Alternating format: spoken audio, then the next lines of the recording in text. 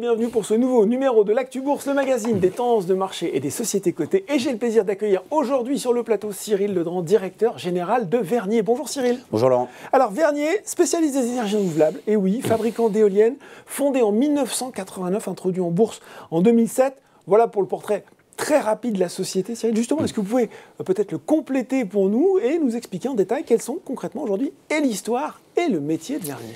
Alors, l'histoire de Vernier commence en 1989. Marc Vernier, qui est un ingénieur créatif, entrepreneur, met en place et crée la société Vernier. La démarche est humanitaire. Au démarrage, c'est d'aller apporter de l'électricité dans des endroits insulaires, dans des zones insolites, des endroits qui méritent d'avoir de l'électricité, mais qui n'en ont pas. Donc les premiers marchés sont l'Afrique, la Guadeloupe, les Caraïbes. Au bout de 10 ans, Vernier crée une éolienne rétractable. Donc c'est une éolienne anticyclonique qui a l'avantage en fait de retrouver l'électricité dès que le cyclone est passé. Ah oui, donc si un cyclone qui arrive, on abaisse l'éolienne, c'est ça? Exactement. Pour la protéger? Pour la protéger. Oui. Le cyclone passe, on remonte l'éolienne et on retrouve de l'électricité de manière instantanée. Ouais. Et puis le deuxième point, elle a un autre avantage, cette éolienne, c'est que comme elle est rétractable, la maintenance se fait au sol, elle est plus facile. On n'a pas besoin de grimper à l'échelle pour aller l'entretenir. On ne monte pas aux arbres, elle est plus facile et moins coûteuse. 2014, c'est la création de l'Hybrid Wizard, donc c'est une solution intelligente qui permet de gérer les différentes sources d'électricité, qu'elles viennent de l'éolien ou du panneau photovoltaïque, ou même de moteurs diesel lorsqu'on doit utiliser certains moteurs diesel pour certains chantiers. 2015, c'est le lancement du photovoltaïque. À l'heure actuelle, nous avons deux usines, donc sociétés françaises, deux usines françaises, une à Orme, donc à Orléans, là où se trouve notre siège social. Donc c'est un atelier de fabrication qui assemble les éoliennes. Et puis à Béziers, nous avons une usine de composite, donc spécialisée dans les pales. Nous sommes à l'heure actuelle 220. D'accord. Nous avons 11 implantations dans le monde. Nous avons travaillé dans une soixantaine de pays. Et nous avons à notre actif à peu près 1000 éoliennes à l'heure actuelle dans le monde entier. Et alors, vous êtes juste fabricant ou vous êtes fournisseur de services associés avec tout ce qui tourne autour de l'énergie renouvelable? Alors, effectivement, dans le portefeuille de Vernier, c'est une chaîne de valeur complète, c'est-à-dire que nous travaillons sur l'étude de faisabilité jusqu'à le bout de chaîne qui est la fin de chantier. Et donc présent du début presque à la fin. Du début jusqu'à la fin, tout à fait. Cyril, vous êtes arrivé en juillet dernier à la tête de Vernier. Vous en qualité de directeur général, je l'ai dit. Cyril Courton en qualité de président du conseil d'administration. Vous êtes tous les deux des spécialistes des entreprises en retournement, les hommes de la situation, j'ai envie de dire. Peut-être pour une entreprise lourdement endettée, on n'en a pas encore parlé comme Vernier. Quelle est aujourd'hui la situation justement de la société? Alors la situation de Vernier quand on arrive en juillet... Vernier est en plan de continuation, donc a une dette à gérer et a subi depuis quelques années des problématiques, je dirais, de stratégie. D'accord. Puisque les premiers audits que je peux faire, que ce soit avec clients, fournisseurs et beaucoup avec mes collaborateurs, c'était de savoir de trouver où était la problématique pour pouvoir reconstruire. Et en fait, le résultat était la stratégie, on la comprend pas bien, et on n'a pas souvent de réponse à nos questions. Donc c'est sur cette base-là qu'il a fallu que l'on reconstruise, et sachant qu'on avait une autre problématique, c'est que les investissements qui ont été faits ont été faits non pas derrière les chantiers, mais pour résoudre des problèmes contentieux en espérant essayer de récupérer de l'argent à la finale de ces contentieux. Donc pas directement productif. Donc pas directement productif, ce qui à mon avis était une lourde erreur et a vraiment pénalisé la compagnie. Bon. Justement, vous arrivez, vous faites l'état des lieux, c'est ce que vous nous expliquez, et vous dévoilez, c'était le 26 septembre dernier, un plan stratégique baptisé 3R, renouveau, redynamisation, reconquête. Au-delà de ces 3R, justement, quelles sont les ambitions, les objectifs à court et moyen terme de ce plan, Cyril? Le plan 3R, en fait, il est en 5 points. Ah déjà. Le premier point, c'est de retrouver une stratégie basée sur l'ADN de Vernier. Vernier a brillé, Vernier doit rebriller. Et donc on travaille pour retrouver quel est l'intérêt de travailler avec Vernier. Pourquoi Vernier? Qu'est-ce que fait Vernier? Bien entendu, on produit de l'électricité, mais en fait, on va plus loin que ça. C'est-à-dire qu'en fait, on offre de l'indépendance énergétique. Donc on trouve une nouvelle mission à Vernier, qui est en fait la finalité de Vernier. Vernier devient un créateur vertueux d'indépendance énergétique, et depuis 1989, parce que nous, on peut dire qu'effectivement, ça fait maintenant 43, 44 ans qu'on a un peu d'expérience dans le domaine. Ça, c'est le premier point. Le deuxième point, c'est de rassembler les équipes et de leur redonner ce que j'appelle un esprit de gang spirit, et je vais rajouter honnête à gang spirit, parce que j'aime bien le mot gang pour la solidarité que ça représente, mais il faut tout de suite rajouter honnête derrière, parce que tout ça, on va le faire dans l'honnêteté et la transparence. C'est quoi le gang spirit honnête? C'est le I be there for you, c'est je suis là pour toi, tu es là pour moi, je ne suis pas seul, on sait ce qu'on a à faire, on avance ensemble, on n'a pas peur d'y aller, on a des plans de backup, donc en gros, on arrive à faire des choses ensemble qu'on ne sait pas faire tout seul. Voilà, c'est le gang spirit. Le troisième point, c'était de mettre une organisation où tout le monde reconnaît ce qu'il a à faire et sait ce qu'il a à faire et ce qu'attend son patron. Donc on n'a pas réinventé le fil de la coupe et le beurre. On a créé une organisation où on a recréé des départements, un département juridique, une direction des opérations, une direction commerciale groupe. Et puis, pour que les choses soient plus claires, on a divisé le monde en 4. Donc les 4 régions où on opère, qui sont l'Asie-Océanie, les Amériques, l'Afrique et l'Europe, que l'on va démarrer réellement, puisque je vais considérer l'Europe comme une start-up, parce qu'en fait, bizarrement, Vernier n'a jamais vraiment... Vous étiez plus international qu'européen. On était beaucoup plus international qu'européen. D'accord.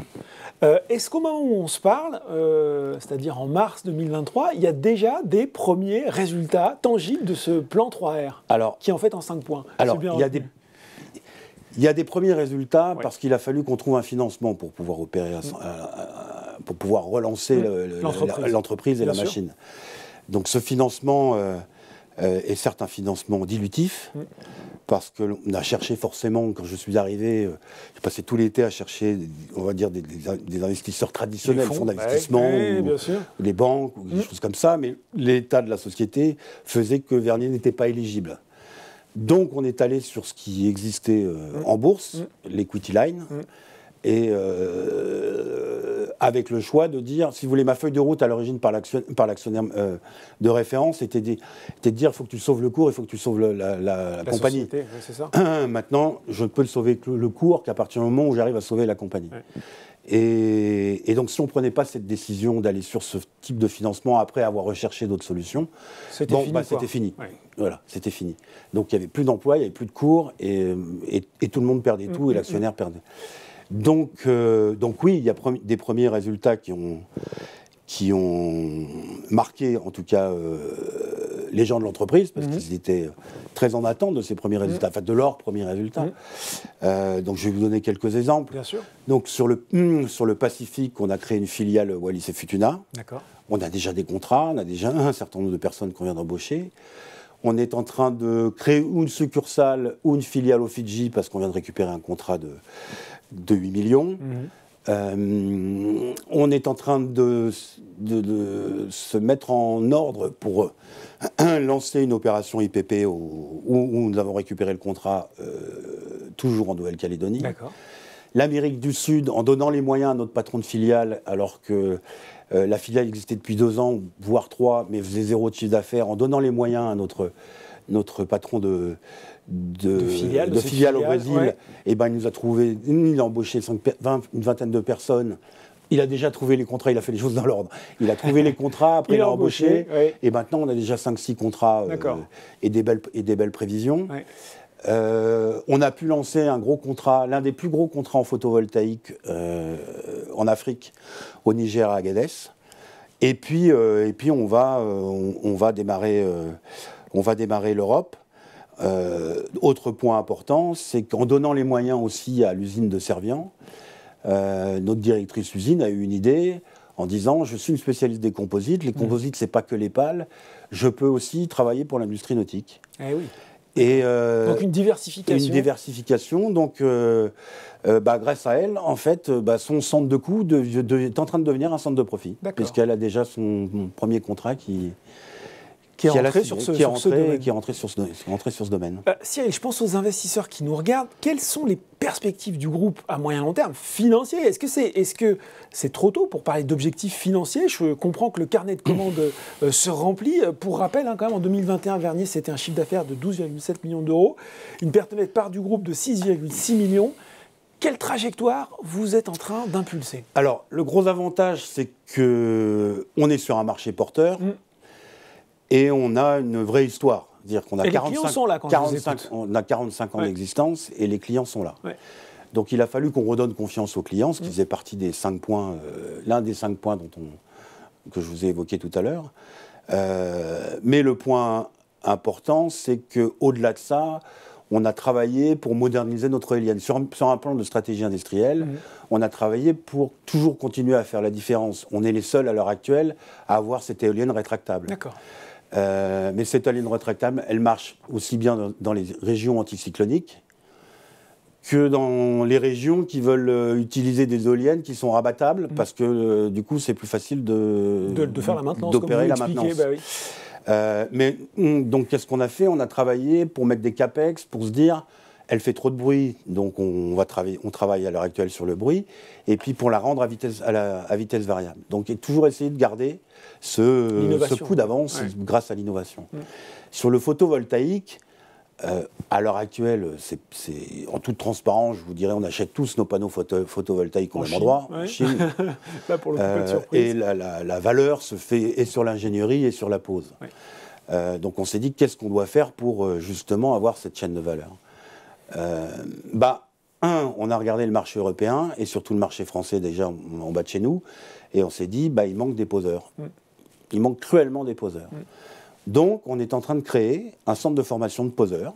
Enfin, on est en train de créer, et ce centre de formation va démarrer au deuxième semestre, démarrage du deuxième semestre. Et on fait ça avec la région, l'agglomération, le CFA. Et donc, on va devenir centre de formation de poseurs. Donc, aussi bien pour nous que pour nos concurrents. Mais l'idée, c'était de dire comment je peux faire la différence. C'est quoi ma position unique par rapport à la valeur ajoutée par rapport à mes concurrents? En plus d'avoir l'ingénierie, je vais former des poseurs et j'aurai mes propres poseurs. D'accord. On est sur Boursorama, forcément, il faut qu'on parle du cours de l'action. L'action Vernier qui cote à peine plus de 1 centime d'euro après réduction du capital social. Vous avez expliqué la situation financière, on va pas y revenir.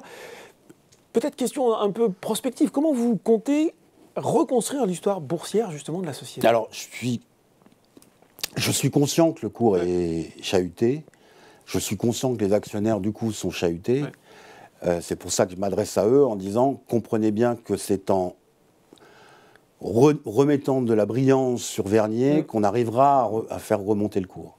Et qu'on part d'une situation où si on n'utilisait pas Negma, il n'y avait pas d'autre solution. Donc il faut qu'on travaille sur l'entreprise et sur sa création de valeur et sur le plan 3R pour pouvoir après redonner du souffle au cours. Negma est une situation où ils ont cru en nous, ils investissent auprès de nous. C'est pas une situation invitable. On va bien entendu à un moment changer d'orientation de moyens de financement pour pouvoir retrouver de la valorisation, redonner de la valorisation au cours. Rapidement, pour finir, quels sont les prochains rendez-vous que vous pouvez donner aux gens qui nous regardent? Alors, tous les mois, on fait des réunions mensuelles. Avec les filiales et avec le groupe. Et on fait des réunions mensuelles en se disant où est-ce qu'on est bon, où est-ce qu'on n'est pas bon, comment on doit s'améliorer, en toute transparence et dans l'esprit du gang spirit.